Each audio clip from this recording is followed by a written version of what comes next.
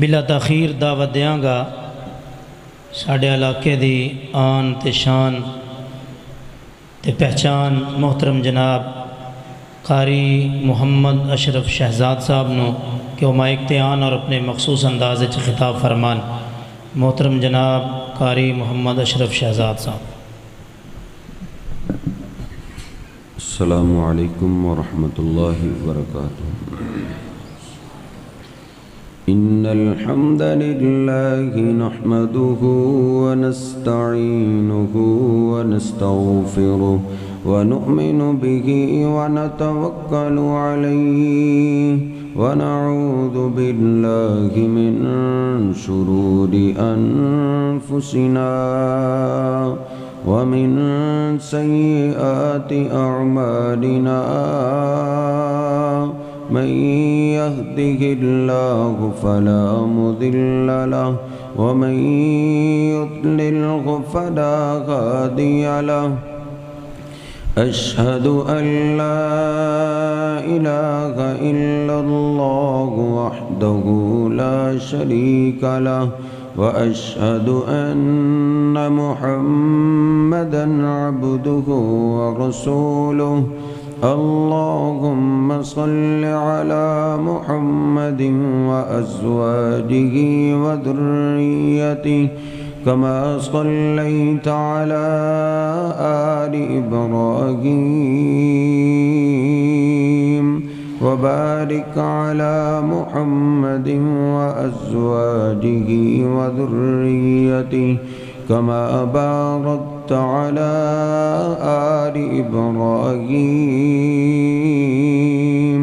إنك حميد مجيد رب اشرح لي صدري ويسر لي أمري واحلل عقدة من لساني يفقهوا قولي رب زدني علما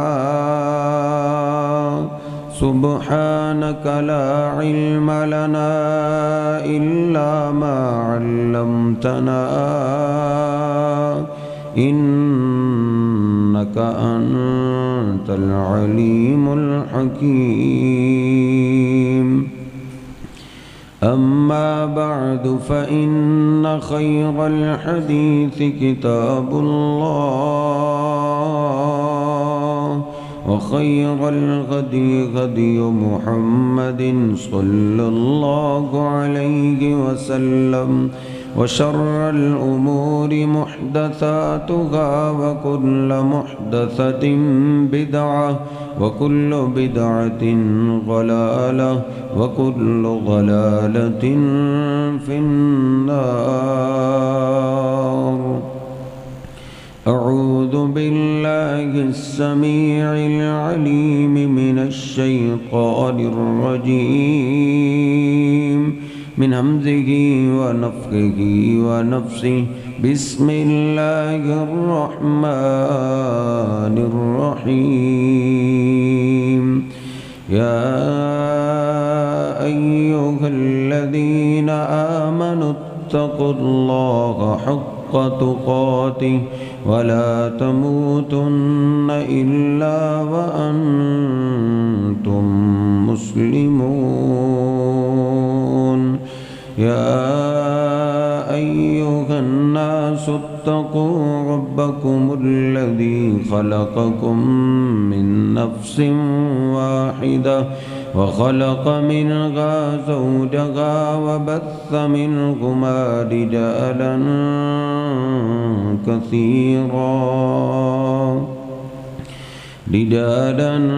كثيرا ونساء واتقوا الله الذي تساءلون به والأرحام إن الله كان عليكم رقيبا يا أيها الذين آمنوا اتقوا الله وقولوا قولا سديدا يصلح لكم أعمالكم ويغفر لكم ذنوبكم ومن يطع الله ورسوله فقد فاز فوزا عظيما سبحان ربك رب العزة عما يصفون وسلام على المرسلين والحمد لله رب العالمين.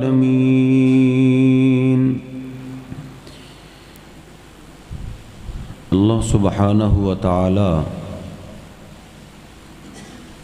ایک بے پرواہ ذات ہے. اللہ رب العزت فرماتا ہے ان اللہ لغنی عن العالمین، کہ بے شک اللہ سبحانہ و تعالی سب سے بے پرواہ ہے. انبیاء، اولیاء، فرشتے، جن، جتنی بھی مخلوقات ہیں، اللہ سب سے بے پرواہ ہے. اللہ پاک کو کسی کی کوئی پرواہ نہیں. بلکہ حدیث قدسی ہے مسلم شریف میں اللہ رب العزت فرماتا ہے یا عبادی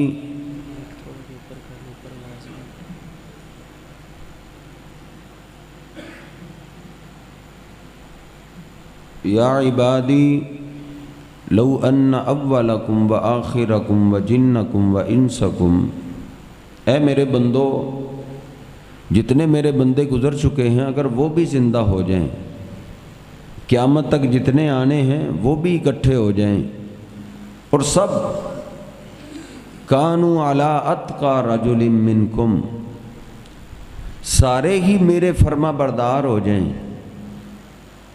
سب سے زیادہ متقی میرے محبوب پیغمبر علیہ السلام ہیں. معنی یہ ہے سارے ہی اللہ کے فرما بردار ایسے ہو جائیں جیسے ہمارے پیر و مرشد جناب محمد الرسول اللہ صلی اللہ علیہ وسلم اللہ کے فرما بردار تھے، ایسے سب بن جائیں.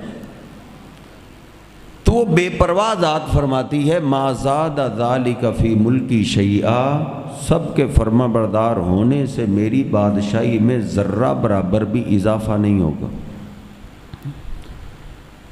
آگے اللہ فرماتا ہے اگر یہ سارے اکٹھے ہو جائیں، قیامت تک جتنی انسانیت آنی ہے، یہ جتنے گزر چکے ہیں، تم بھی سب کانوا علی افجر رجل منکم، سب میرے نافرمان ہو جائیں،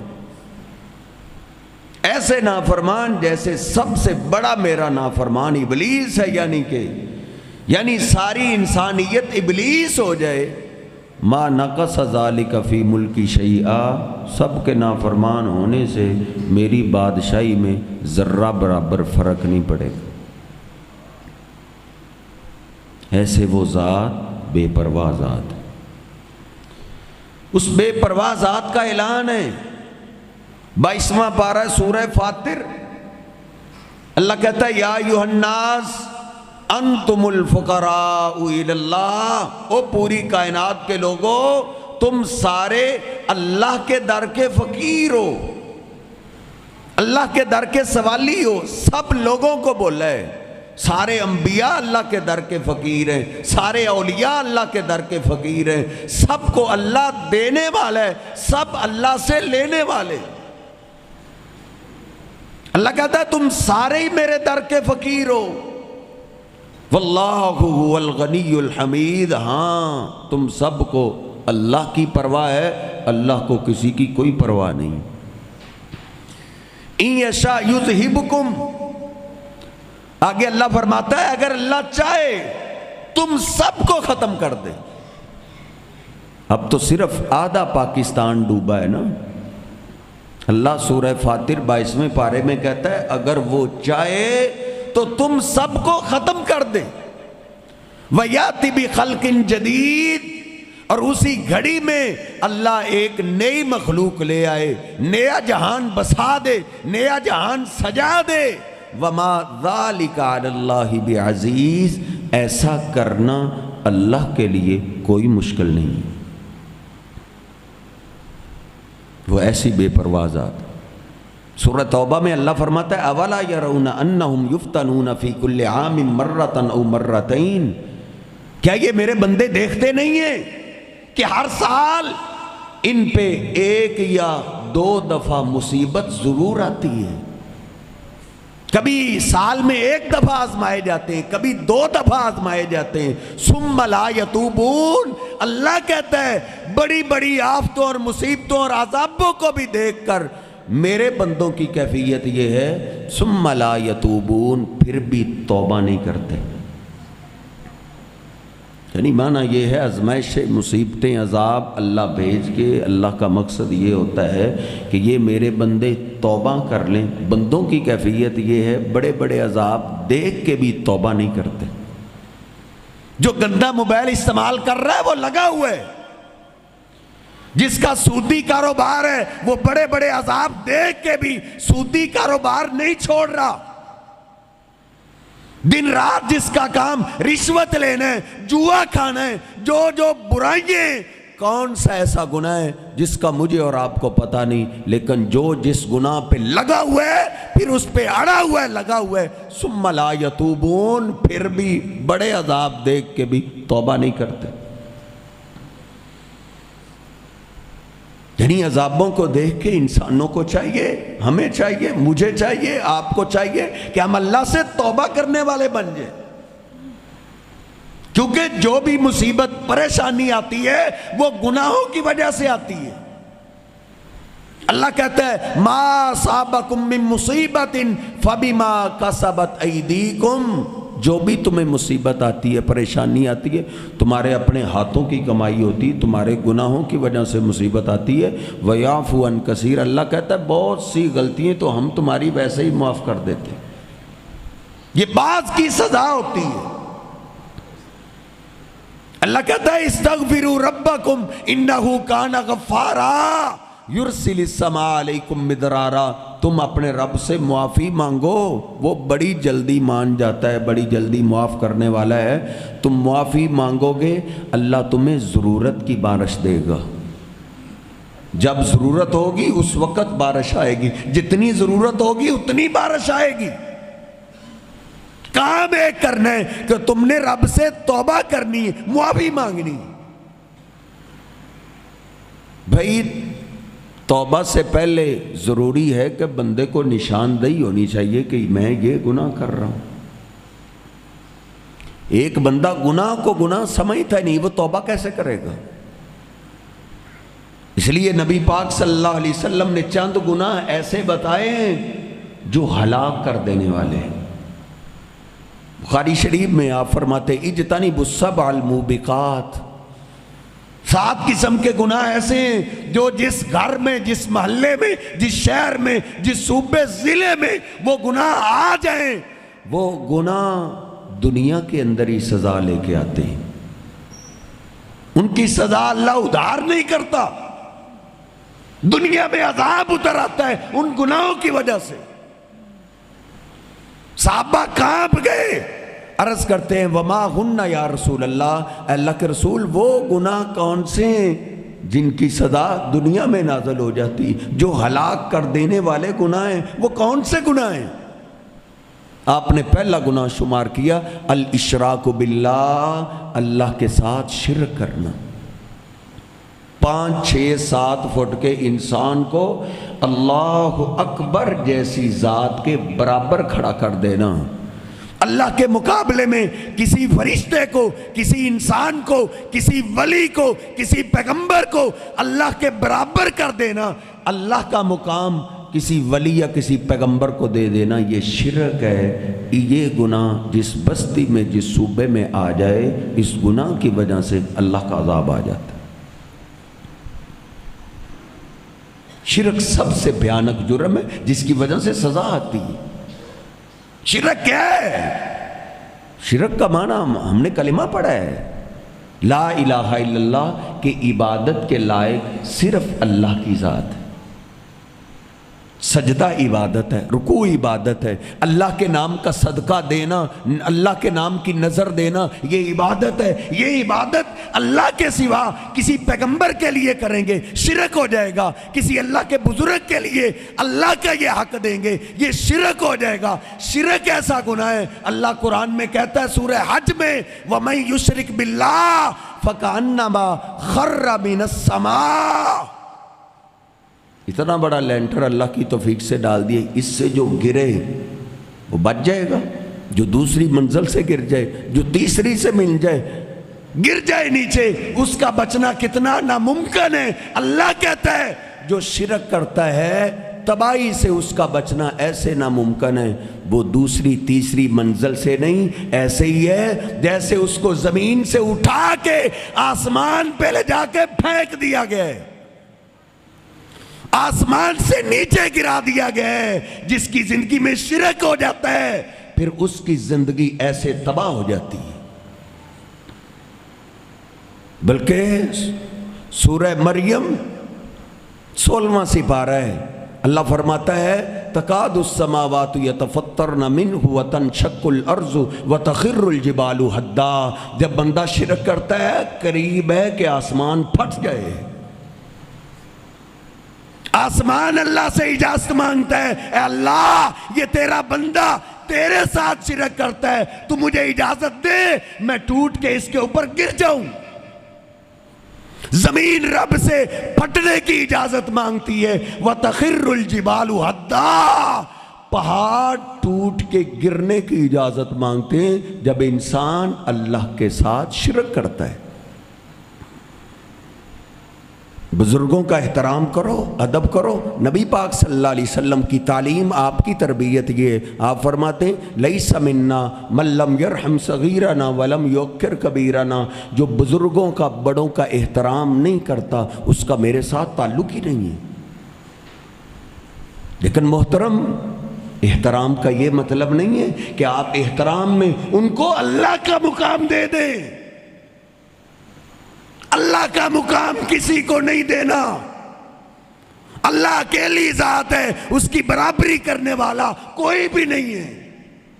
ख़ुसूसन जब कलिमा पढ़ने वाला अल्लाह के साथ शिरक करता है, सजदा अल्लाह के सिवा किसी और को करता है, रुकू अल्लाह के सिवा किसी और को करता है, नजरो नियाज अल्लाह के अलावा किसी और के नाम की देता है, गैबी मदद का सवाल अल्लाह के सिवा किसी और से एक कलिमा पढ़ने वाला मांगता है, तो फिर अल्लाह उसको बड़ी संगीन सजा देता है।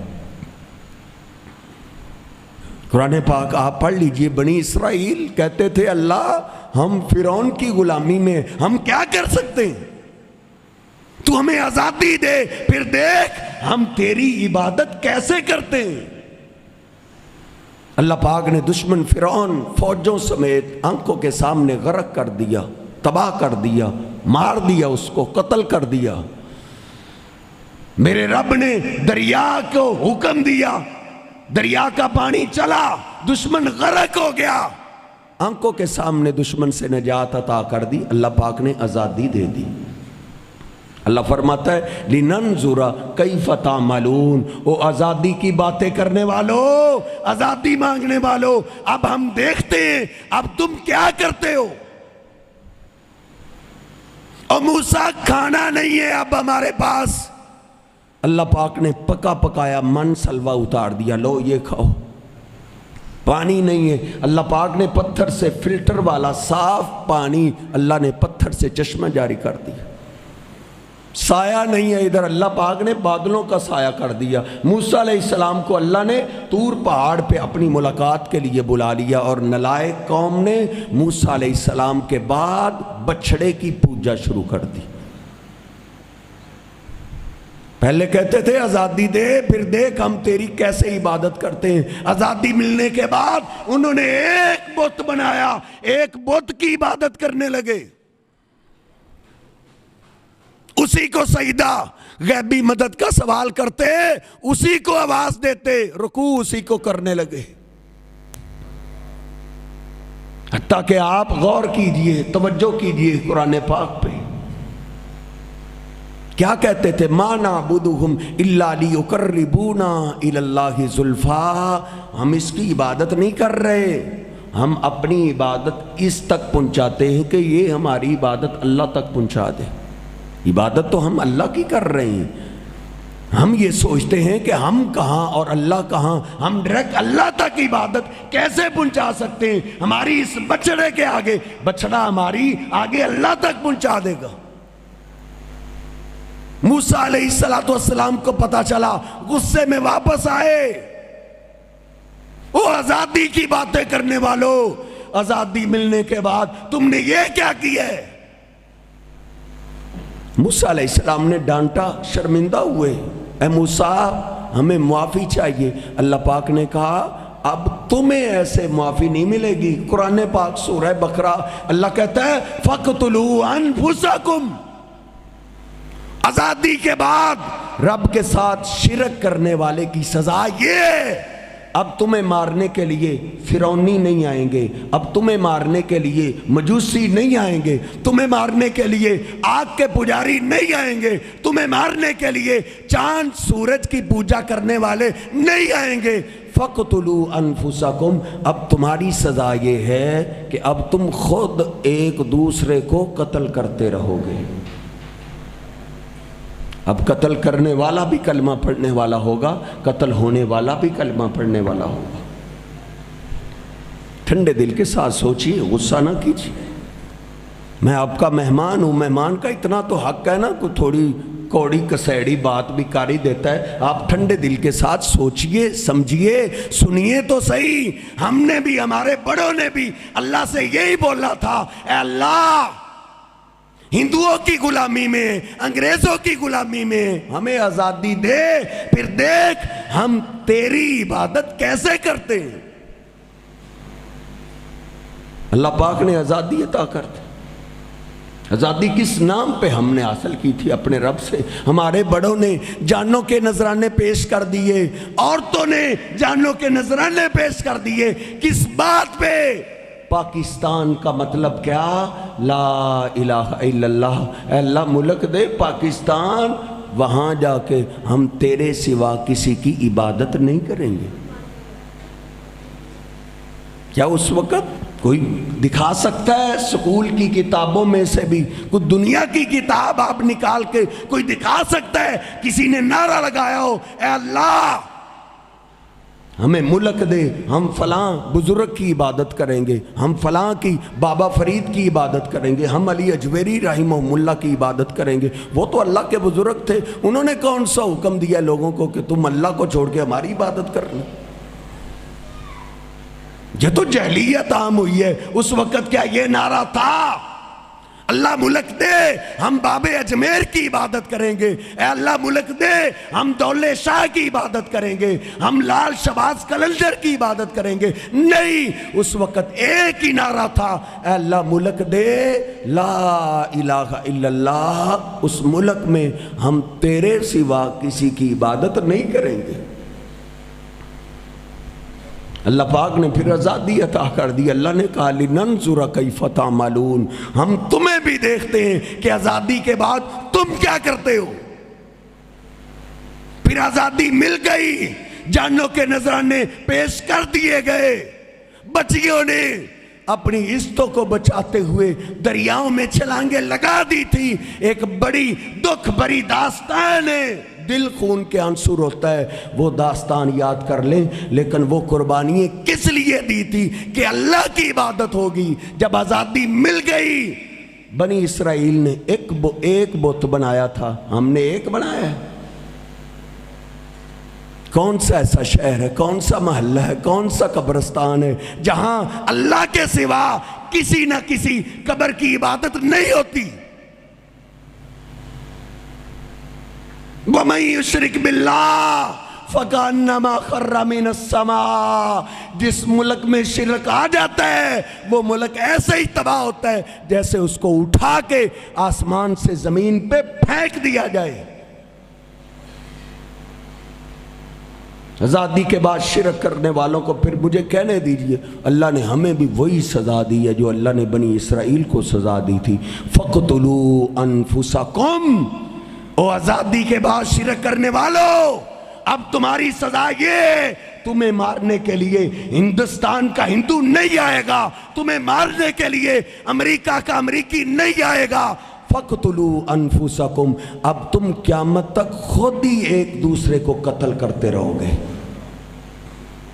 کوئی ایسا کسی دن کا اخبار لا سکتے ہیں جس دن کسی کلمہ پڑھنے والے نے کلمہ پڑھنے والے کو قتل نہ کیا ہو؟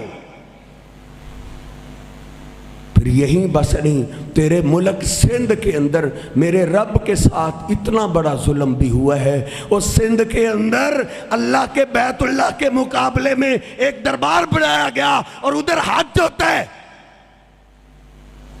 سندھ نہ ڈوبے تو کیا ہے؟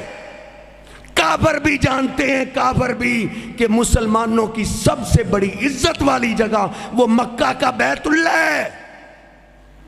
یہ کافروں کو بھی پتہ ہے کہ مدینہ پاک سے بھی بڑی شان والا وہ اللہ کا گھر بیت اللہ ہے۔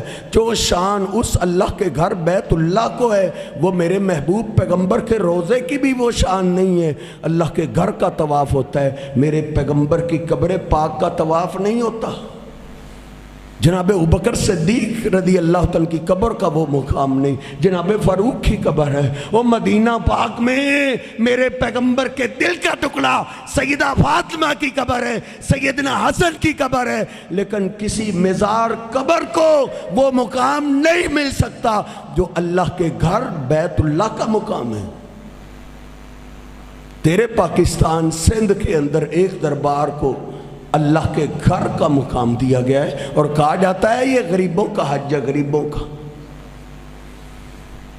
پھر اس سے بھی بڑا ظلم یہ ہوتا ہے، ٹھنڈے دل کے ساتھ سوچئے، ادھر گٹروں کا گندا کالا پانی کہتے ہیں یہ زمزم کا پانی ہے۔ وَمَن يُشْرِكْ بِاللَّهِ، یہ قوم برباد ہو گئی، کچھ شرک میں ڈوبے رہے اور کچھ مسلطوں اور حکمتوں میں ڈوبے رہے، وہ گنگے شیطان بن کے خاموش رہے، قوم شرک کرتی رہی۔ شرک والوں کو، مشرکوں کو کوئی روکنے والا نہیں تھا کہ اس شرک کی وجہ سے اللہ کا عذاب آتا ہے۔ اور کہتے ہیں جی وہ ہے تو کالا پانی، لیکن جو نہا لیتا ہے نا ہمارے زمزم سے اس کو خارش نہیں ہوتی۔ میں نے کہا وہ گندا گٹروں کا پانی ہے، خارش ہمارے مدرسے کے گٹر میں نہا لو، خارش تو ادھر بھی چلی جائے گی۔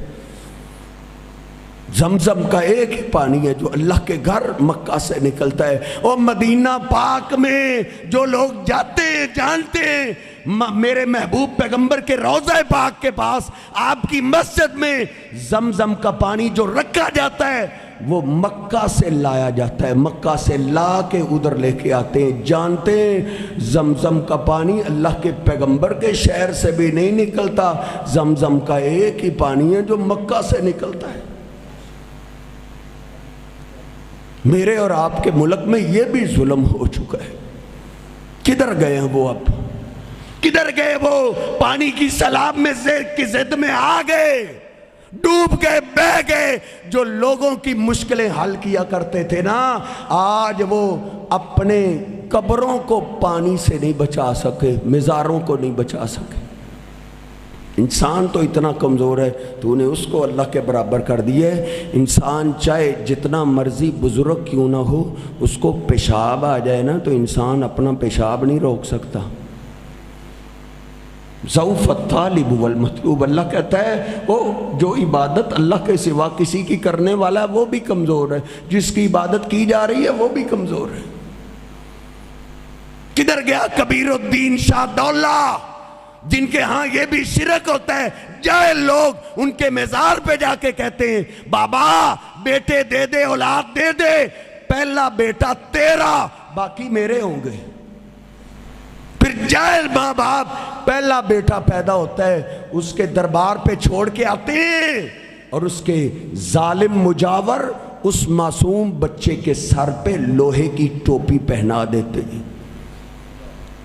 اس بچے سے لوہے کی ٹوپی اتاری نہیں جاتی، پھر وہ روتا ہے، کئی سال روتے روتے وہ گزار دیتا ہے، وہ ظالم بھی نہیں اتارتے اور اس بچے سے بھی نہیں اتارا جاتا۔ پھر اس کے سر کی گروتھ نہیں ہوتی، چھوٹے سر والا رہ جاتا ہے، اس کا نام رکھتے ہیں یہ دولے شاہ کا چوہا ہے۔ پھر اس کو ساتھ لے کر در در کی بھیک مانگتے ہیں۔ یہ بہت بڑا معافی ہے، حکمرانوں نے تو ملک کے پیسے کو لوٹا ہے، ان ظالموں نے ہمارے پیسوں کو بھی لوٹا ہے، ہمارے دین کو بھی لوٹا ہے۔ وَمَن يُشْرِكْ بِاللَّهِ فَكَأَنَّمَا خَرَّ مِنَ السَّمَاءِ، یہ شرک اللہ کی غیرت کو للکارتا ہے۔ ادھر آئیں دیکھیں میرے محبوب پیغمبر علیہ السلام مکہ میں فاتحانہ حیثیت سے داخل ہوئے۔ آپ نے جاتے ہی سب سے پہلا کام کیا کیا؟ علی پاک کو ساتھ لیا، بیت اللہ کا دروازہ کھولا، اندر انہوں نے بت سجائے ہوئے تھے۔ جناب علی پاک اور میرے محبوب پیغمبر بت گرا رہے ہیں، کچھ بت اوپر انہوں نے نصب کیے ہوئے تھے۔ بخاری شریف میں میں نے خود ہی پڑھا ہے، انہوں نے ابراہیم اسماعیل علیہ السلام کی تصویریں سجا کے ان کی عبادت کرتے تھے۔ میرے محبوب پیغمبر نے وہ تصویریں اتار لی۔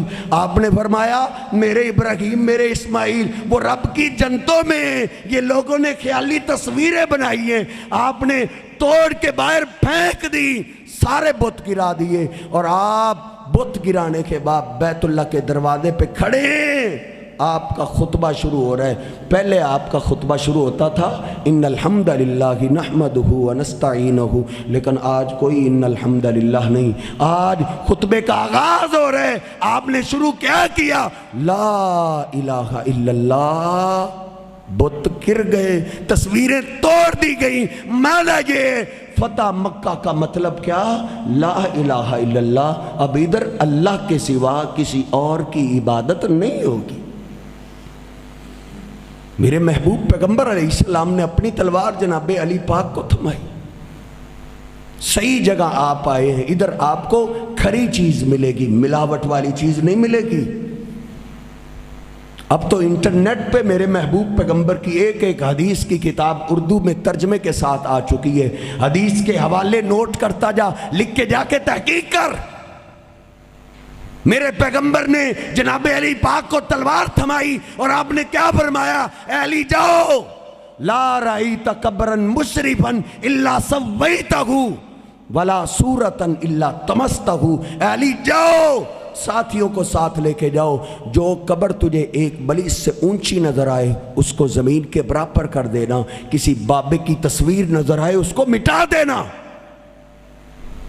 فتح مکہ کا مطلب کیا ہے؟ اب نہ کسی بزرگ کی عبادت ہے نہ کسی پیغمبر کی عبادت ہے، اب لا الہ الا اللہ، اب صرف ایک اللہ کی عبادت ہے۔ بخاری شریف کھولو، نبی پاک صلی اللہ علیہ وسلم نے فرمایا میرے جریر بن عبداللہ کو لاؤ، جریر بن عبداللہ کو۔ جریر بن عبداللہ ہے، میرے ماں باپ آپ پہ قربان ہو، کیا بات ہے؟ آپ نے فرمایا الا تریحنی یا جریر، اے جریر میرا دل بڑا بے قرار ہے، کیا تو میرے دل کو سکون نہیں پہنچا سکتا؟ سیدنا جریر رو پڑے، عرض کرتے میرے ماں باپ آپ پہ قربان ہو، جریر آپ کو سکون کیسے پہنچا سکتا ہے؟ آپ نے فرمایا وہ میرے جریر یمن میں کانا بیتن یقال لہ الکعبۃ الیمانیہ، وہ جریر یمن کے اندر ایک لوگوں نے دربار بنایا ہے، اس کو کہا جاتا ہے یہ یمنیوں کا کعبہ ہے، ادھر حج ہو رہا ہے جریر، اس دربار کا طواف ہو رہا ہے۔ کہتے ہیں جو مکہ میں نہ جا سکے وہ یمن میں اس گھر میں آ کے اس دربار پہ آ کے حج کر سکتا ہے۔ اے جریر اونٹوں والا لشکر ہمیں نہیں چاہیے، گھوڑوں والا لشکر تیار کرو اور جلدی ادھر پہنچ کے اس دربار کو ختم کرو۔ سیدنا جریر کہتے ہیں 150 میں نے گھوڑوں کا لشکر تیار کیا، 150۔ میں نبی پاک صلی اللہ علیہ وسلم کی خدمت میں حاضر ہوا، میں نے عرض کی اللہ کے رسول 150 گھوڑ سوار تو میں نے تیار کر لیے، گھوڑے بھی آ گئے، لشکر آ چکا ہے، تیار ہو چکا ہے، لیکن اللہ کے رسول آپ کے جریر کو گھوڑے پہ سواری کرنی نہیں آتی۔ ہم تو شروع سے اونٹوں پہ سواری کرتے ہیں، گھوڑے پہ آج تک میں نے سواری کی ہی نہیں۔ نبی پاک صلی اللہ علیہ وسلم نے میرے سینے پہ ہاتھ رکھا، فرماتے ہیں آپ نے ہاتھ رکھا، اس کی ٹھنڈک فرماتے ہیں آج تک میرے سینے میں موجود ہے۔ قربان جائیں، آپ رحمت للعالمین ہے، آپ کی ذات بھی رحمت ہے، آپ کا وجود بھی رحمت ہے، آپ کی بات بھی رحمت ہے، آپ کا دین بھی رحمت ہے۔ نبی پاک صلی اللہ علیہ وسلم نے مجھے اور آپ کو رحمت ہی رحمت سکھائی ہے۔ آپ نے فرمایا، اللہ سے دعا کی، اللہم ثبتہ، اے اللہ یہ تیرے دین کے لیے، تیری عزت پہ جنہوں نے حملہ کیا ان کو ختم کرنے کے لیے جا رہا ہے، اے اللہ اس کو گھوڑے پہ مضبوط کر دے۔ جریر کہتے ہیں اتنی آسانی سے سواری تو اونٹ پہ بھی نہیں ہوتی تھی جتنی آپ کی دعا کے بعد گھوڑے پہ میں نے سواری کی۔ فرماتے ہیں جلدی سے ہم ادھر جا کے پہنچے، عجب ادھر منظر ہے، طواف جاری ہے، کچھ طواف کر رہے ہیں، کچھ سجدے کر رہے ہیں، کوئی رکوع کر رہے ہیں، کیا عجب عجب ان کی کیفیات ہیں۔ فرماتے ہیں ہم نے ان مجاوروں کو قتل کر دیا اور دربار کو گرا دیا، فاحرقنا، اور ہم نے اس کو آگ لگا دی۔ جب ختم کر دیا میں نے ایک ساتھی کو بھیجا، جاؤ میرے محبوب پیغمبر کو جا کے خوشخبری دو کہ ہم نے آپ کے سینے کو ٹھنڈک پہنچا دی، ہم نے اس کو ختم کر دیے۔ وہ آیا نبی پاک صلی اللہ علیہ وسلم کے پاس، نبی صلی اللہ علیہ وسلم کھڑے ہو گئے، میرے جریر نے قاصد بھیجا ہے، کیا ہوا؟ کہا اللہ کے رسول ہم نے ادھر ختم کر دیا ہے، اب بیت اللہ کے مقابلے میں کسی درگاہ کی عبادت نہیں رہی۔ ہمارے ملک کے اندر کسی کی کرسی کے ایک پائے کو ہاتھ لگاتا، کسی کی ٹوپی کو ہاتھ لگاتا، اس نے پورے ملک کو ہلا دیا۔ اللہ کے مقابلے میں پورا کعبہ لوگوں نے بنا دیا اور کوئی حرکت تک نہیں آیا، کسی کو غیرت تک نہیں آئی کہ ان کو روک ہی دیا جائے۔ میرے محبوب پیغمبر خوش ہوئے، آپ نے ہاتھ اٹھائے، برکت کی دعا کی، اللہ جریر پہ رحمت فرما، جریر کے لشکر پہ برکت والی دعا کی، آپ نے رحمت والی دعا کی۔ صحابی کہتے ہیں آپ کے ہاتھ نیچے آ گئے، آپ نے پھر ہاتھ اٹھائے، دوسری دفعہ پھر دعا کی، آپ اتنے خوش ہوئے کہ آپ نے ہمارے لشکر کے لیے 5 مرات 5 دفعہ دعا کی تھی۔ میرے محبوب پیغمبر کا دل بھی ٹھڑتا ہے شرک کے خاتمے سے کہ اللہ کے مقابلے میں کسی اور کی عبادت نہ ہو۔ تو آئیں ان شرک سے ہم نے بھی توبہ کرنی ہے، ہم نے اپنے دوست احباب اپنے رشتہ داروں کو معافی کی طرف لانا ہے، توبہ کی طرف لے کے آنا ہے کہ ہم نے شرک سے توبہ کرنی ہے، پھر یہ عذاب ٹلتے ہیں۔ اور یاد رکھو بات ختم کرتے ہیں، جو قوم رب سے معافی مانگنے والی ہو نا، یہ اللہ کا قانون ہے، معافی مانگنے والی قوم پہ اللہ کا عذاب نہیں آتا۔ قرآن پاک 10واں سپارہ 9ویں سپارے کا آخر ہے، اللہ نے ابو جہل کی دعا کا ذکر کیا۔ ابو جہل بیت اللہ کے غلاف کے ساتھ چمٹا ہوا اور دعا کر رہا ہے، اللہم ان کان ھذا ھو الحق من عندک فامطر علینا حجارۃ من السماء، اے اللہ یہ ہمارا یتیم غریب محمد صلی اللہ علیہ وسلم اگر تیرا سچا پیغمبر ہے تو ہم پہ پتھر برسا دے۔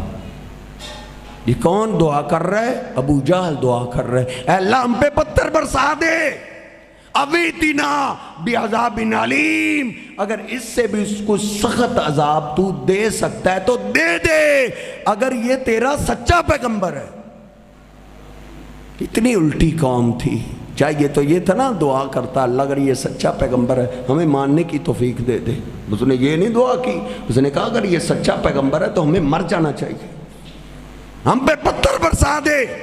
اللہ نے اس دعا کا پھر جواب دیا، کمال کر دی۔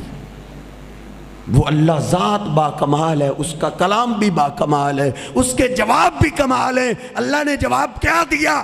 اللہ کہتا ہے وَمَا كَانَ اللَّهُ لِيُعَذِّبَهُمْ وَأَنْتَ فِيهِمْ۔ اللہ نے 2 قانون ذکر کیے۔ پہلا قانون، اللہ کہتا ہوں میرے پیغمبر ایسی بات نہیں ہے کہ ہم ان پہ پتھر برسا نہیں سکتے، نہیں، بلکہ اللہ کا قانون ہے جس بستی میں آپ موجود ہوں اللہ ان بستی والوں کو عذاب نہیں دیتا۔ میرے محبوب پیغمبر کی ذات رحمت، اللہ کہتا ہے ہم نے آپ کو رحمت بنا کے بھیجا ہے۔ وما ارسلناک الا رحمت للعالمین، ہم خوش نصیب ہیں جو آخری پیغمبر کے امتی ہیں۔ نبی پاک صلی اللہ علیہ وسلم فرمایا کرتے تھے نحن الاخرون السابقون، میں اور میرے امتی دنیا میں سب سے آخر میں آئے ہیں، لیکن جنت میں اپنے امتیوں کو لے کر سب سے پہلے چلا جاؤں گا۔ سب سے پہلے میں جنت کے دروازے کو دستک دوں گا، اندر سے آواز آئے گی من دق الباب، آج جنت کے دروازے کو دستک دینے والا کون ہے؟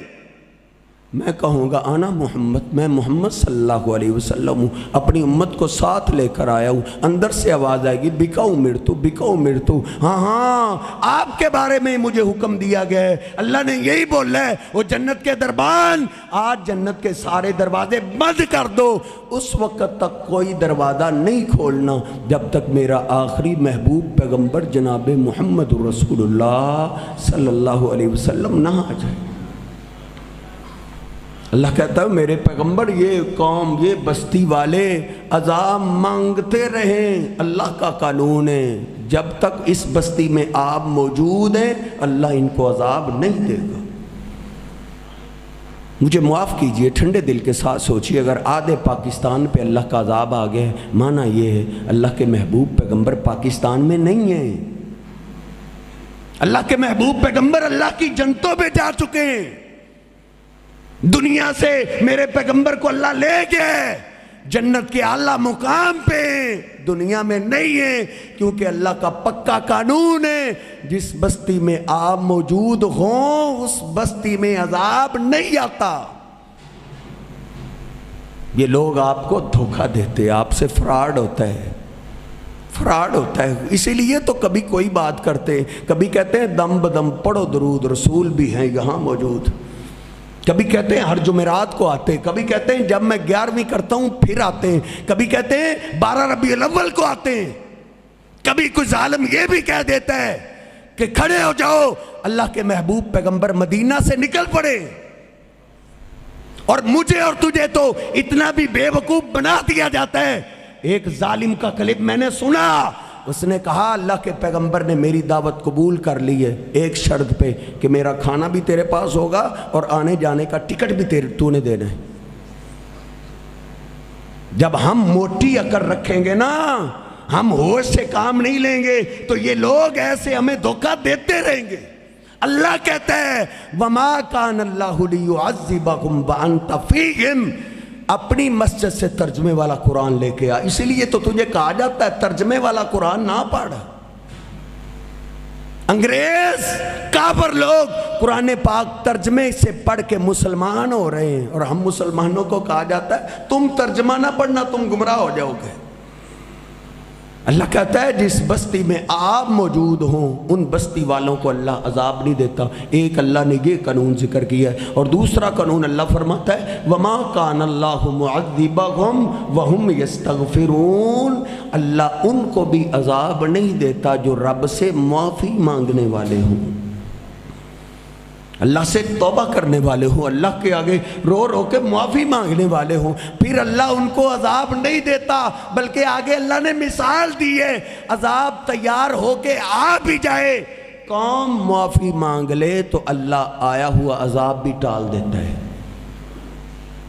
11واں سپارہ، اگلا سپارہ یہ 11واں سپارہ سورہ یونس علیہ السلام نے اپنی قوم کو بڑا سمجھایا، بڑا واز کیا، ایک بھی نہ مانا، مارتے تھے، صبح بھی مار کھاتے، دوپہر کو مار کھاتے، شام کو پھر دعوت دیتے، لوگ پھر مارتے۔ ایک دن تنگ آ گئے، اتنے دن ہو گئے مجھے مار کھاتے ہوئے، ایک بھی مسلمان نہیں ہوا، بد دعا کر دی اللہ یہ قوم ماننے والی نہیں ہے، ان کو عذاب دے۔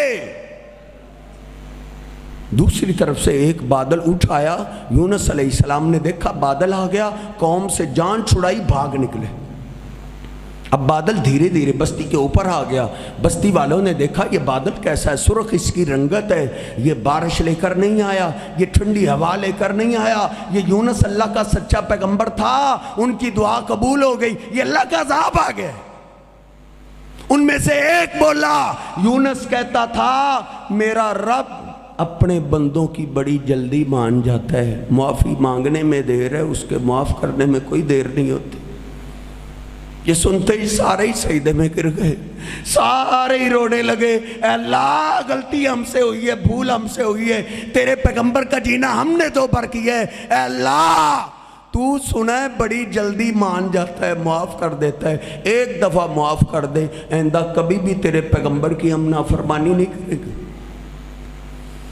اللہ کا قرآن کہتا ہے فَلَوْلَا كَانَتْ قَرْيَةٌ آمَنَتْ فَنَفَعَهَا إِيمَانُهَا إِلَّا قَوْمَ يُونُسَ لَمَّا آمَنُوا كَشَفْنَا عَنْهُمْ عَذَابَ الْخِزْيِ فِي الْحَيَاةِ الدُّنْيَا وَمَتَّعْنَاهُمْ إِلَىٰ حِينٍ۔ اللہ کہتا ہے کبھی ایسا نہیں ہوا کہ آیا ہوا عذاب میں نے ٹال دیا ہو سوائے یونس کی قوم کے۔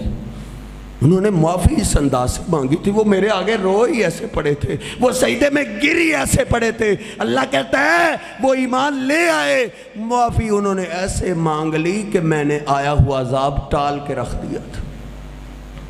آیا ہوا عذاب بھی ٹل جاتا ہے، ہمارے اللہ کے در پہ آنے میں دیر ہے، اس کے معاف کرنے میں کوئی دیر نہیں۔ نبی پاک صلی اللہ علیہ وسلم فتح مکہ پہ فارغ ہوئے، مشرکین مکہ کے سردار آئے، عرض کرتے اللہ کے رسول ہم آپ سے تنہائی میں بات کرنا چاہتے، بس آخری بات ختم ہے۔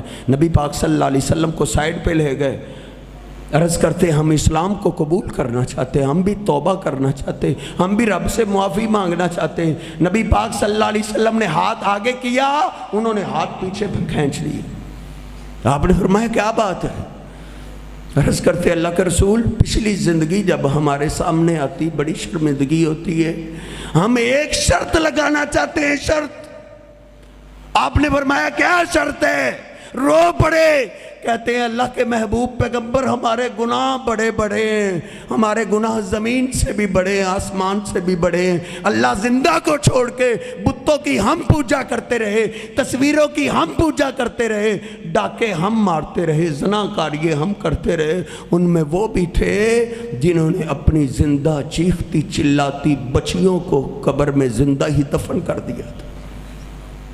سب رو رہے تھے، اللہ کے پیغمبر بڑے گناہ ہیں، ہمارے گناہوں کو زمین پہ رکھا جائے، آسمان تک پہنچ جائیں گے۔ ہم ایک شرط لگانا چاہتے ہیں، کیا اگر ہم مسلمان ہو جائیں کیا ہمارا رب ہماری پچھلی زندگی کے گناہ معاف کر دے گا؟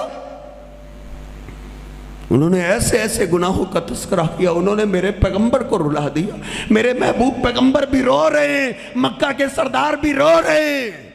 اللہ پاک نے جبریل امین کو بھیج دیا، جاؤ میرے محبوب پیغمبر کو کہہ دو قل یا عبادی الذین اسرفوا علی انفسہم لا تقنطوا من رحمت اللہ۔ میرے محبوب پیغمبر کہہ دو میرے ان بندوں کو جنہوں نے اپنی جانوں پہ بڑے ظلم کیے، بڑی زیادتی کی، بڑی نافرمانی کی ہے، ان کی نافرمانیوں سے زمین کانپ گئی، آسمان کانپ گیا، لیکن اگر اللہ کے در پہ آ جائیں تو اللہ کی رحمت سے نا امید نہ ہو۔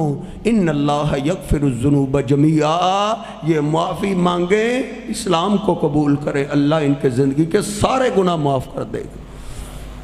ہمارے معافی مانگنے میں دیر ہے، اس شہنشاہ کے معاف کرنے میں کوئی دیر نہیں ہے۔ اللہ رب العزت سے دعا ہے اللہ رب العزت ہمیں سچے دل سے توبہ کرنے کی توفیق عطا فرمائے، اللہ ہمیں اپنے آگے جھکنے کی توفیق عطا فرمائے، اللہ سے معافی مانگنے کی توفیق عطا فرمائے، اللہ کے در پہ بار بار آ کے آہوزاری کرنے کی توفیق عطا فرمائے۔